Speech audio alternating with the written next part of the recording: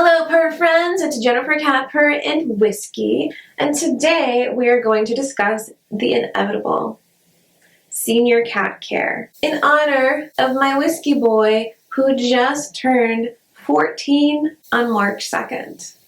I know, unbelievable.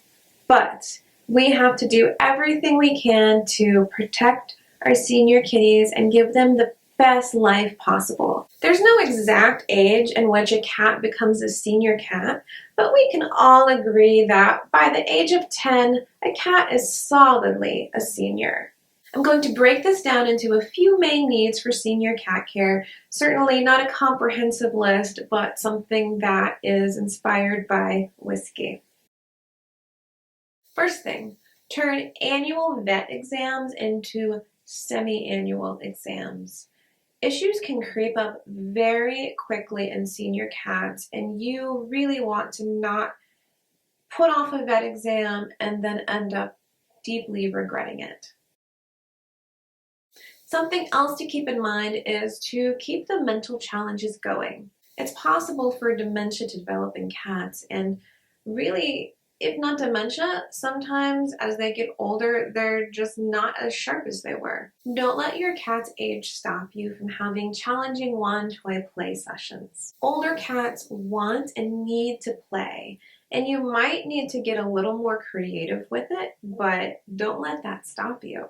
Puzzle toys help keep their minds sharp, and there's also food and supplements, also prescription medications that you can get that really can help keep their minds as active and sharp as possible. Make modifications for arthritis. Whether they show it or not, most cats are going to develop arthritis as they age. And similar to cognitive issues, your cat might need food or supplements or prescription medication to help with arthritic changes. You may also need to do things like adding extra food or water stations, have a heating pad to soothe those aching joints. Whiskey has 2 heating pads always available for him, and he really loves his heating pads. They tend to just soothe any aches that he may have, and I definitely recommend picking up one of these. Use ramps or steps so they can get up onto higher places without having to jump. Another addition I made entailed buying these pet stairs, which I keep next to my bedside, so if he doesn't want to jump up, he can just take the stairs. In Whiskey's case, I first started seeing an issue years ago when he started to slowly walk up the stairs, when previously, he would just zoom up the stairs. He would beat me every time. So I took him to the vet, got a prescription for gabapentin, which he takes every other day. I also have him on Dasequin, which is a joint health supplement. Something else I've done for him is previously when I would pick him up, he would stiffen.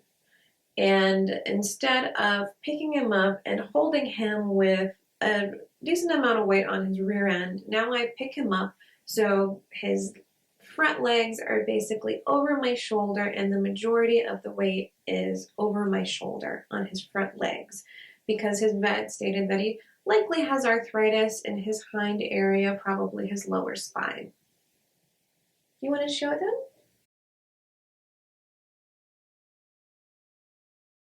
He also has multiple food and water stations, so he doesn't have to go far in the house to get what he needs. And his eating is very important to me. Keeping weight on a senior cat can be a real struggle sometimes. Some senior cats start having trouble with the litter box because of arthritis, and that can usually be remedied by switching to a low-sided litter box.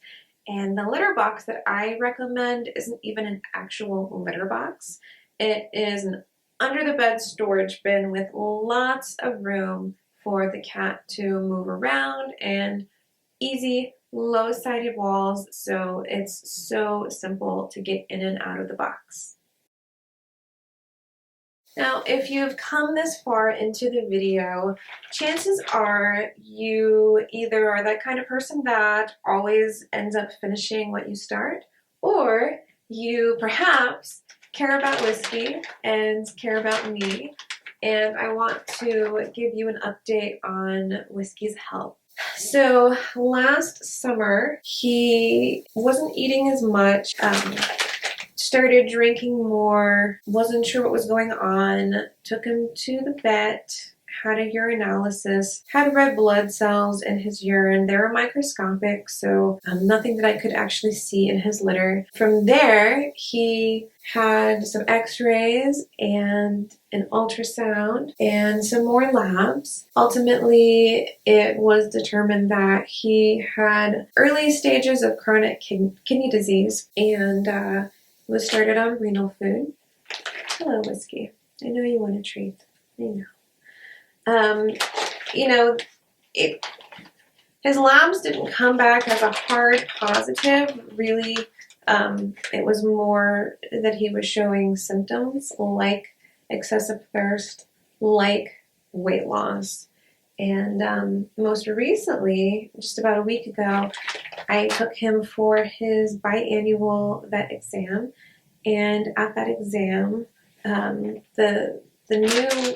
a new issue came up with his labs, and that was excess calcium. So based on that, we got new x-rays done, and we had another ultrasound done, both of which came back normal. I'm very glad about that. Then we had some further labs done, and I'm waiting to hear back regarding those labs. There was a point earlier this week when I was super worried about him. He just looked emaciated, might quite not be the word.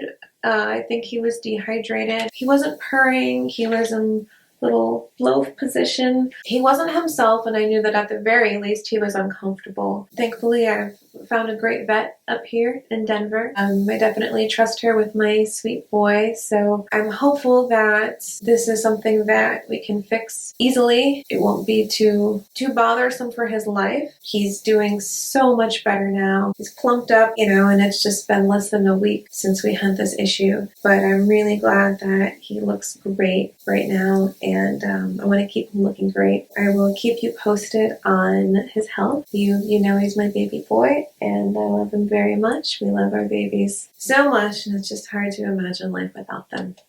You want to come back up? Come on. Good boy. There you go. Alright, we'll be on the lookout for more videos from me coming down the line, probably within the next week or so. Why have you turned your back upon me? I still love you.